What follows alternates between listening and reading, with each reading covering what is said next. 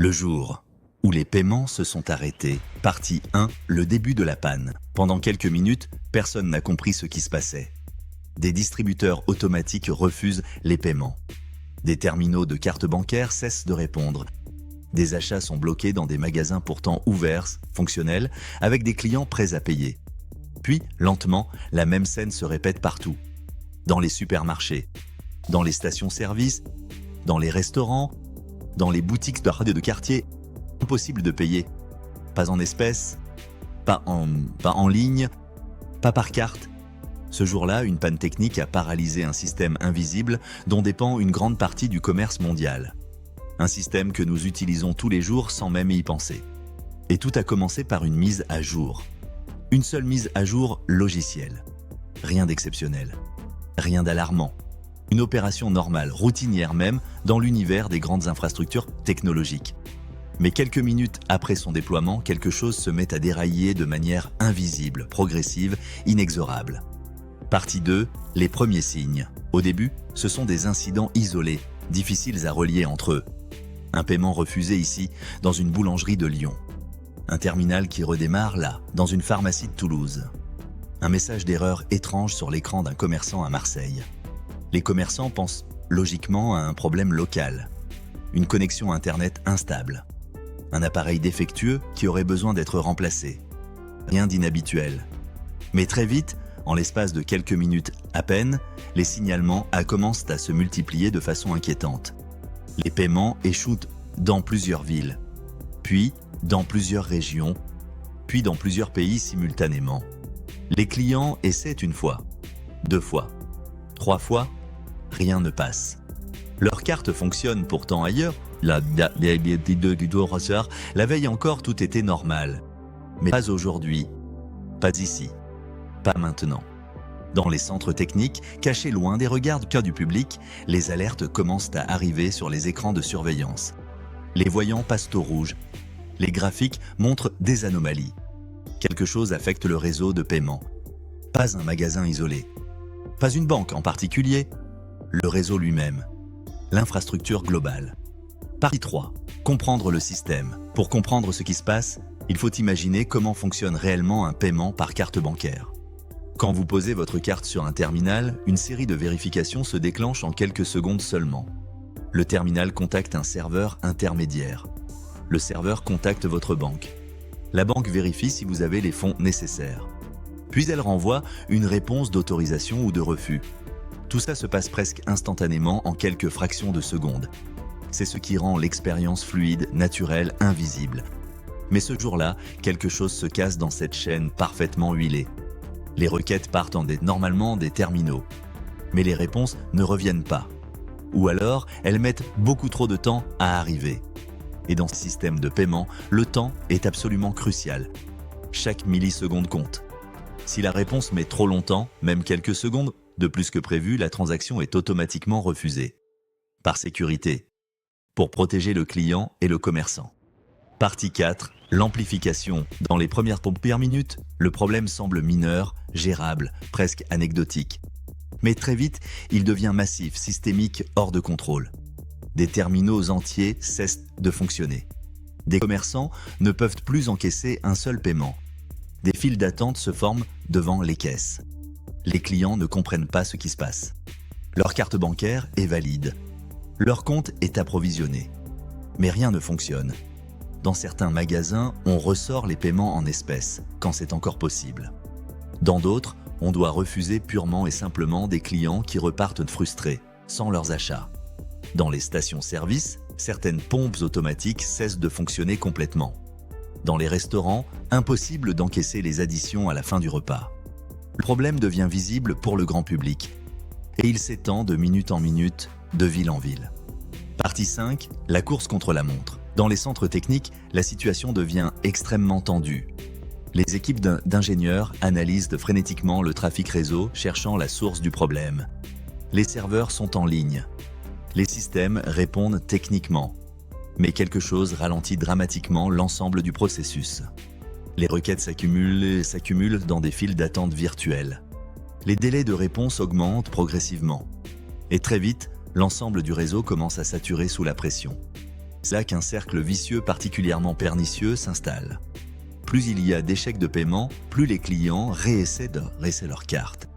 Plus ils réessaient, plus le trafic augmente sur le réseau déjà surchargé.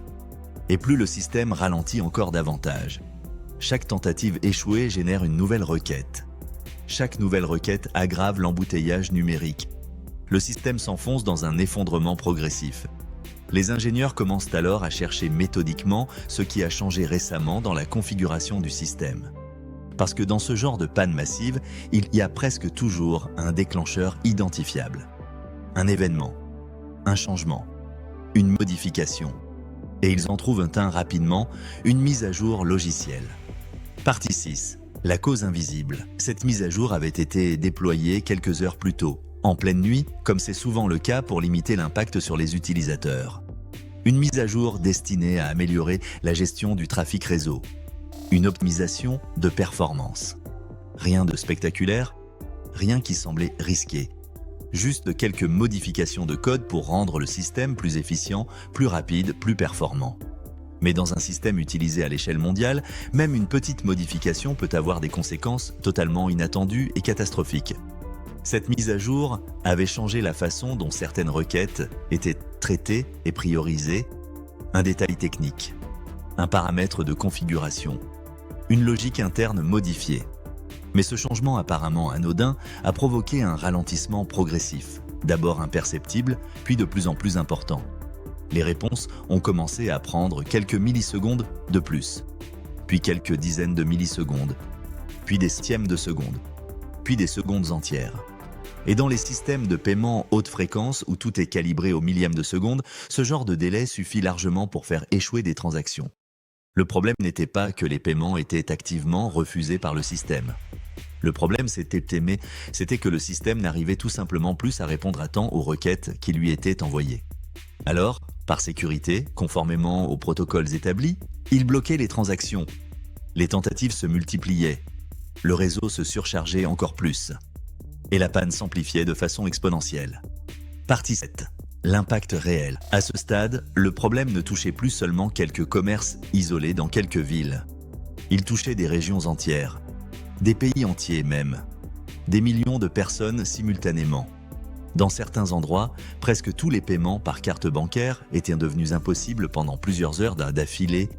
Les entreprises commençaient à s'inquiéter sérieusement. Des ventes étaient perdues définitivement. Des clients repartaient sans acheter. Des services s'arrêtaient faute de pouvoir encaisser les paiements. Tout ça parce qu'un système invisible dont personne ne connaît vraiment l'existence ne fonctionnait plus correctement. Les équipes techniques ont alors pris la décision de revenir en arrière, d'annuler complètement la mise à jour problématique.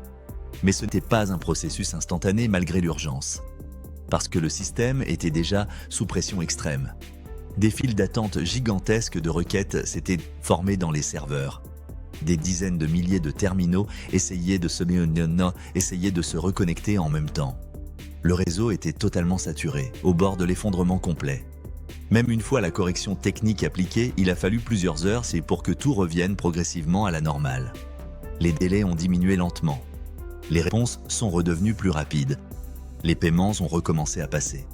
D'abord lentement, sporadiquement, puis plus régulièrement, puis normalement. Mais pendant plusieurs heures critiques, une simple mise à jour logicielle avait perturbé une immense partie du système mondial de paiement. Sans attaque informatique, sans panne matérielle catastrophique, sans catastrophe naturelle visible. Juste un changement technique et ses conséquences imprévues. Partie 8. Les leçons, ce genre d'incident montre à quel point ces infrastructures numériques sont à la fois puissantes et fragiles.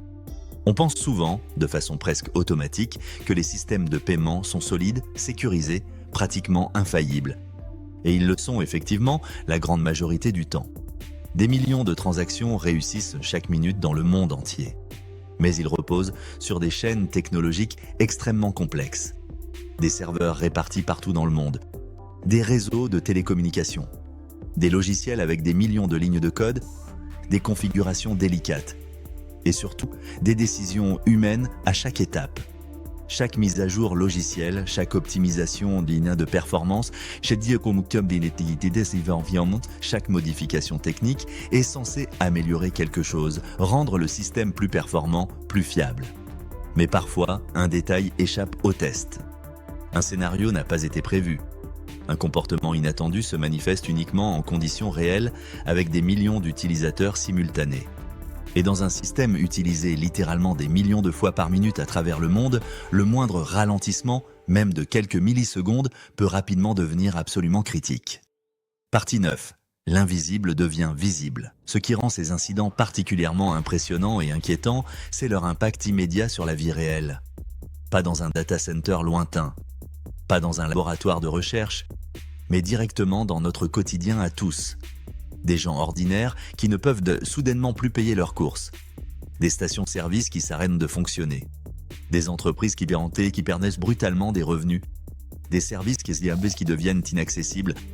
Tout ça à cause de quelques lignes de code modifiées dans un serveur quelque part. Ce jour-là, finalement, tout est revenu à la normale. Les systèmes ont été stabilisés avec succès. La mise à jour problématique a été corrigée. Le trafic a été réparti correctement à nouveau. Mais pendant plusieurs heures tendues, le commerce quotidien de millions de personnes a été sérieusement perturbé, sans que la plupart d'entre elles ne comprennent vraiment pourquoi leur carte ne fonctionnait soudainement plus. Et c'est précisément ça qui rend ces pannes techniques si fascinantes et troublantes à la fois. Parce qu'elles ne font absolument aucun bruit. Pas d'explosion spectaculaire, pas d'alerte massive dans les médias, juste des transactions refusées, des écrans d'erreur, des frustrations. Mais derrière ces petits refus apparemment anodins, il y a un système technologique absolument immense qui a vacillé dangereusement. Et ce système, nous l'utilisons tous les jours, plusieurs fois par jour même, sans y penser une seule seconde, sans le voir fonctionner, sans imaginer un instant qu'il pourrait s'arrêter brutalement.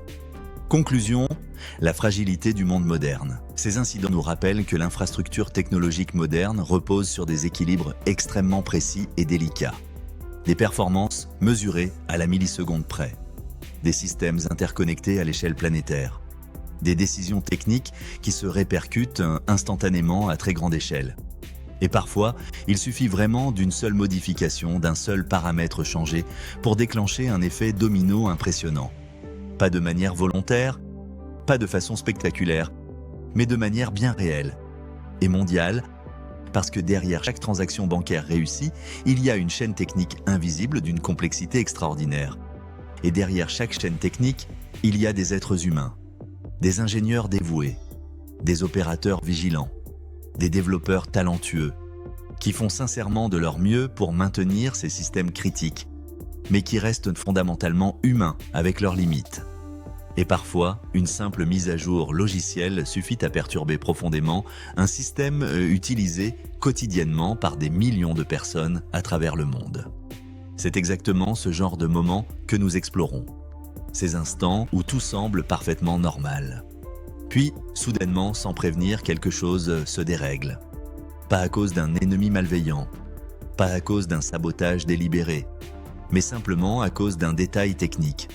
Un détail qui, pendant quelques heures critiques, a suffi à bloquer des paiements, ralentir des réseaux entiers et perturber le quotidien de millions de personnes. Parce que derrière chaque grande panne technique, il y a souvent une petite décision apparemment anodine, puis au mauvais moment. Et c'est là toute la fragilité fascinante de notre monde hyper connecté.